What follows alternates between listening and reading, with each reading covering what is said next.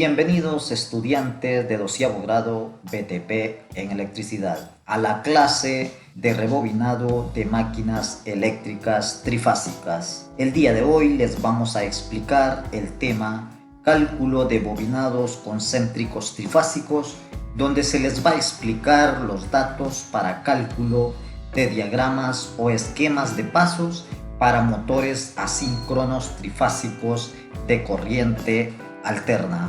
Hemos estado trabajando en la elaboración de videos tutoriales. Profesor Carlos Molina, docente del Instituto Técnico San Luis, y el profesor Rolling Mejía, profesor Wilmer Laínez, ambos docentes del Instituto Técnico Honduras. Continuamos con el desarrollo del tema con el profesor Rolling Mejía.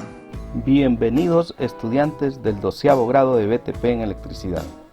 Hoy vamos a explicar el tema bobinados concéntricos para motores asíncronos trifásicos. Para realizar un esquema o calcular diagramas de bobinados concéntricos se requieren datos necesarios. Estos datos necesarios son los siguientes: K, número de ranuras del estator del motor; 2P, número de polos del motor; P, pares de polos en el motor; Q, número de fases del motor. Se debe indicar el tipo de bobinado, si el bobinado va a ser por polos o si se va a realizar por polos consecuentes. También debemos saber cuántas terminales de salida tendrá el motor. El tipo de devanado, si va a ser un devanado serie o un devanado paralelo.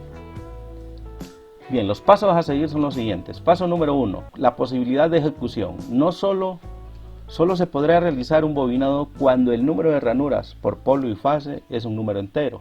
Y esto va a estar dado por esta ecuación. KPQ, posibilidad de ejecución. Entonces, KPQ me debe dar a mí aquí un número entero. Y está dada por esta ecuación. KPQ igual a K entre 2 por P por Q. K el número de ranuras. 2 es una constante, P los pares de polos y Q las fases del motor. Entonces ahí te debe dar un número entero. El siguiente paso es el número 2, calcular el número de grupos totales del bobinado. Los grupos totales de este bobinado van a depender si el motor se va a realizar un bobinado concéntrico por polos. Se dice que un bobinado es realizado por polos cuando el final del primer grupo se une al final del segundo y el principio del segundo al principio del tercero, así sucesivamente. Y estos grupos totales van a estar dados por esta ecuación. Grupos totales va a ser igual a 2 por P por Q cuando es realizado por polos. Y en los bobinados por polos consecuentes se dice que un bobinado es realizado por polos consecuentes cuando el final del primer grupo se une al principio del segundo y el final del segundo al principio del tercero, y así sucesivamente. Y la ecuación de grupos totales para un bobinado por polos consecuentes es igual a P por Q. Paso número 3 es calcular el número de grupos por fase. Entonces, grupos por fase va a ser igual a 2 por P si el bobinado es realizado por polos. Y grupos por fase va a ser igual a P si el bobinado es realizado por polos consecuentes. El cuarto paso es calcular el número de bobinas por cada grupo en el motor. Y va a estar dado por esta ecuación. U va a ser igual a K entre 4 por P por Q si el bobinado es por polos. Entonces el número de bobinas por grupo va a estar dado por esta ecuación.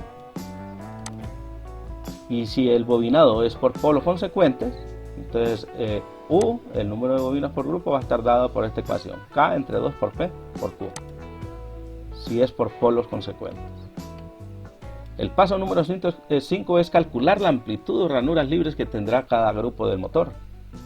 En los bobinados por polos, esa amplitud va a estar dada por M igual a Q menos 1 por 2 por U. Y estos datos hay que tenerlos pendientes a la hora de diseñar el esquema. Pues con estos datos el técnico se debe guiar para poderlos realizar y ejecutar el diagrama. Entonces, calcular la amplitud de ranuras libres que tendrá cada grupo en el motor. M va a ser igual a Q menos 1 por 2 por U si el bobinado es realizado por polos. Y si el bobinado fuese realizado por polos consecuentes, la amplitud va a ser igual a Q menos 1 por U. Paso número 6, calcular el paso de principios. Paso de principios, Y120 va a ser igual a K entre 3 por P.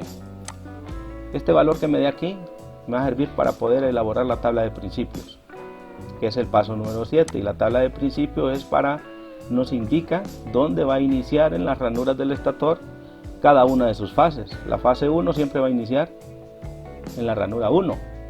La fase 2 va a iniciar en 1 más lo que me dé aquí de Y120. Y la fase 3 va a iniciar en lo que me dio aquí en T2 más lo que me dio acá en Y120. Un ejemplo, si aquí me da un cálculo, me da aquí, por decir, 4. Entonces aquí sería 1. En T2 sería 1 más 4 sería 5. Y en T3 sería 5 más 4, 9. Entonces yo iniciaría la fase 1 en la 1, la fase 2 en la 5 y la fase 3 en la ranura 9. Para eso nos sirve la tabla de principios.